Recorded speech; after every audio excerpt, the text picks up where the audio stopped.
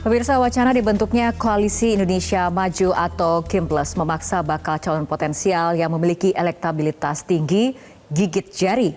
Pasalnya kader yang masuk KIMPLES terpaksa ikut keputusan kolektif seperti yang terjadi pada mantan Wali Kota Bogor Bima Arya Sugiarto.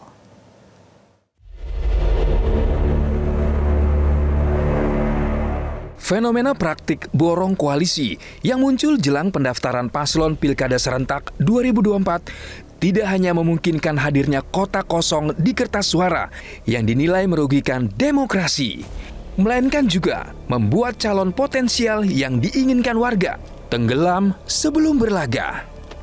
Wakil Ketua Umum PAN sekaligus Wali Kota Bogor 2 periode, Bima Arya Sugiarto mengaku pasrah dan mundur dari pencalonan dirinya di Pilkada Jawa Barat lantaran mengikuti putusan partai yang mendukung politisi Gerindra Deddy Mulyadi sebagai Cagup Jawa Barat. Padahal Bima Arya sudah diberi mandat oleh PAN untuk mengonsolidasi struktur partai ke Jawa Barat dan menjajaki peluang koalisi.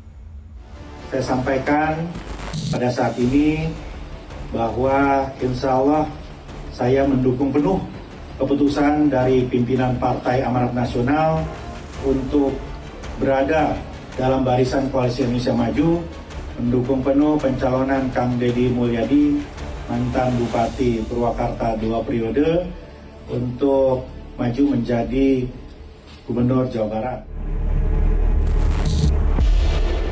Sinyal mundurnya Bima Arya juga selaras dengan pernyataan Ketua Umum PAN Zulkifli Hasan yang menyebut anggota Koalisi Indonesia Maju ikut keputusan pemimpinnya Prabowo Subianto dalam kandidasi paslon Pilkada 2024.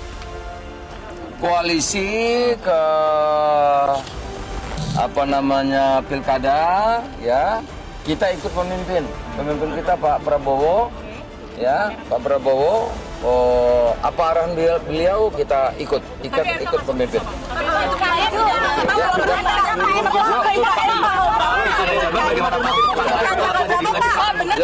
komunikasinya akan dilakukan dengan Nasdem dan PKS, betul tidak Pak? Oke. Betul tidak? Kita ikut Gerindra aja. Ya.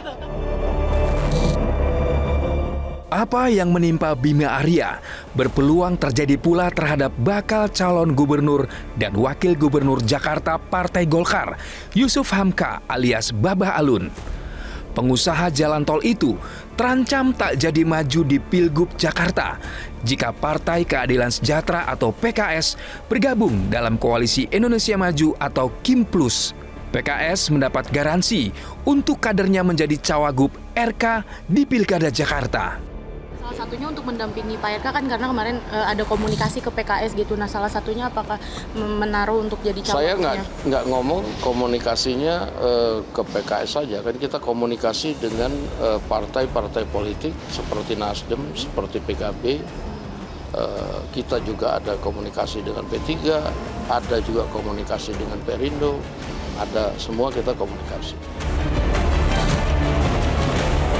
Pakar Kepemiluan Universitas Indonesia, Titi Anggraini, menyayangkan pilkada kali ini tak jadi ajang kader terbaik di setiap partai politik berkompetisi lantaran terhambat dengan praktik borong koalisi.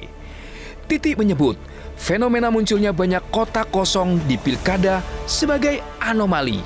Hakikatnya pilkada itu kan soal kompetisi. Dan partai politik adalah sumber rekrutmen yang melakukan kaderisasi dan juga rekrutmen politik secara demokratis. Bagaimana mungkin begitu ya, partai yang punya peluang untuk mengusung kader terbaiknya, lalu kemudian paduan suara hanya mengusung satu calon. Nah ini yang kemudian makin berbahaya. Yang ketiga, ketika ada upaya untuk membungkam kehadiran calon lain melalui skenario calon tunggal ini. Munculnya calon tunggal memang diperbolehkan di pilkada, asalkan prosesnya alami, tanpa rekayasa. Menurut Titi, berbahaya apabila paslon tunggal sengaja dibuat agar calon yang disukai masyarakat tak bisa berlaga di pilkada. Jelajahi cara baru mendapatkan informasi. Download Metro TV Extend sekarang.